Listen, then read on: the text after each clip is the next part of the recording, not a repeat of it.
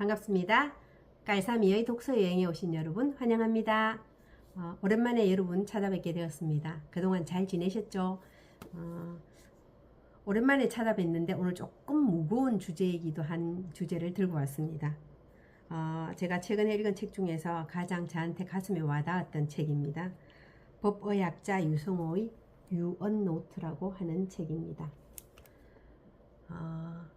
유언은 죽기 전에 이제 이렇게 자기의 이야기를 써놓는 걸 유언이라 하잖아요. 그죠? 그래서 이제 남은 자들에게 이렇게 자기의 이야기를 이제 의사를 표명하는 거죠. 쉽게 말하면. 그래서 여러분은 만약에 내일 당장 어떻게 된다면 오늘 어떤 유언을 쓰시고 싶으세요?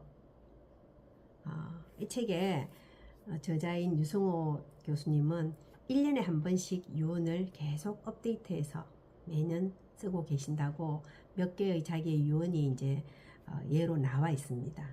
맨 말미에는 항상 즐거웠습니다. 감사합니다로 끝이 나더라고요. 그래서 이 책의 표지에 뭐라고 해놨냐면 후회 없는 삶을 위한 지침서 그래놓고 죽음을 떠올릴 때 삶은 선명해진다. 살아갈 날들을 위해 죽음을 마주하고 준비하는 시간. 매일 죽음을 마주하다 보면 죽음은 우리를 절대 기다려주지 않는다는 단순한 진리를 온몸으로 깨닫게 된다. 우리에게 내일이 없다면 삶의 마지막 순간을 어떻게 준비해야 할까? 인생에 후회가 남지 않도록 나는 죽음을 떠올리며 내게 주어진 시간을 살아간다. 그것이 내가 유언을 쓰는 이유이다. 오늘의 유언이 내일을 위한 삶의 다짐이 된다. 이분이 1년에 부금하는 이제 자체가 150에서 한 180건 정도 된다고 하십니다.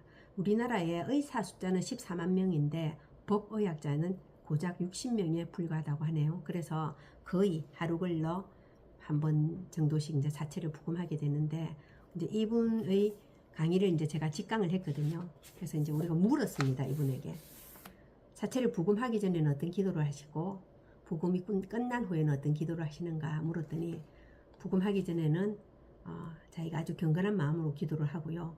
그리고 부금이 끝난 다음에는 좋은 곳에 가셔서 편안하시라 이렇게 기도를 한다고 하시더라고요. 그래서 이제 이분이 이제 사인을 해주셨는데 뭐라 해놨냐면 일기일회 이렇게 적어주셨습니다. 무슨 뜻이냐면 지금 이 순간은 생애 단 한 번의 시간이며 지금 이 만남은 생애 단 한 번의 인연이다. 그러니 매 순간을 소중히 하라는 가르침이다. 이렇게 되어 있더라고요. 그래서 죽음을 생각할 때 삶을 더 성실히 살고 그리고 좀 더 사랑하며 살게 될 것 같다는 생각을 제가 했거든요. 그래서 저는 한 10여 년 전에 조직과 장기기증서를 쓰고 저는 항상 운전면허증을 들고 다니거든요.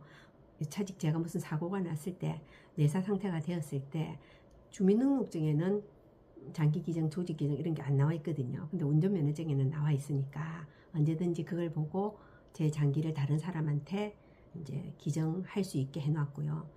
늘 사전연명치료 그분은 해야지 생각했었는데 이 책에 보면 사전연명치료 의향서라는 게 나와 있더라고요. 그래서 제가 이제 알아보니까 종합병원에서 이제 그걸 받는다고 해서 우리 동네에 있는 종합병원에 가서 제가 이제 또 사전연명치료 거부 신청서라는 것을 또 적어놨습니다.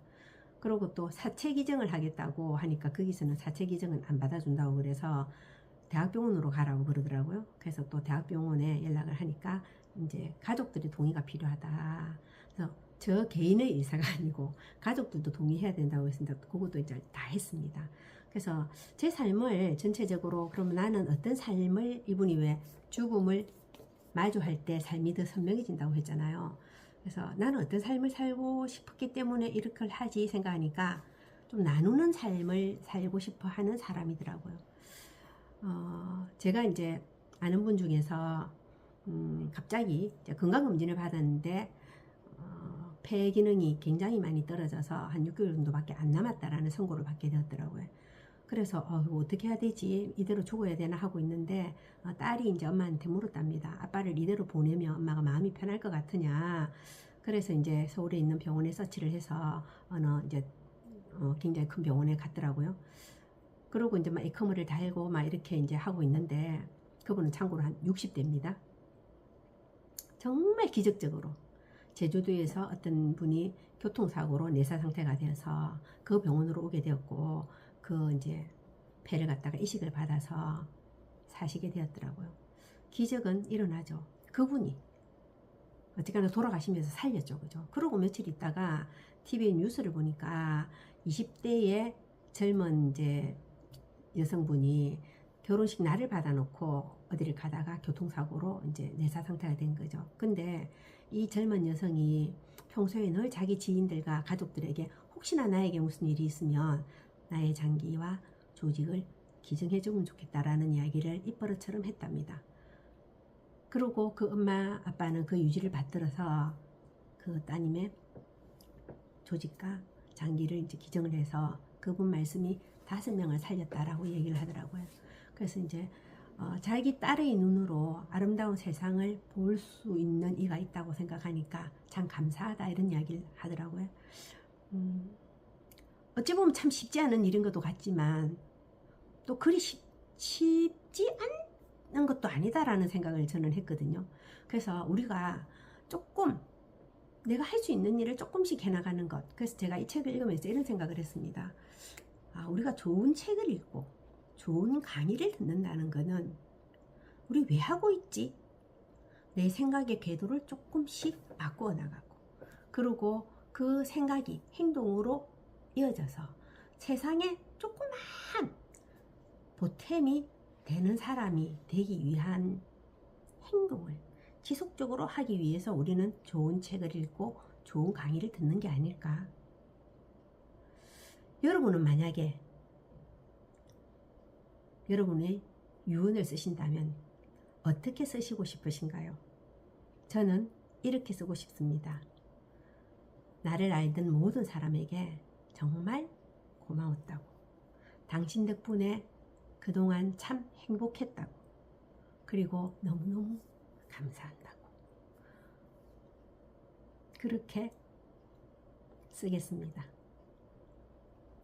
여러분 한 번쯤 내가 유언을 쓴다면 어떻게 쓸까에 대해서 생각해 보시는 시간이 되었으면 좋겠습니다. 감사합니다. 아시죠 여러분? 깔삼이의 독서여행 구독, 좋아요, 알림 설정, 댓글은 저를 힘나게 합니다.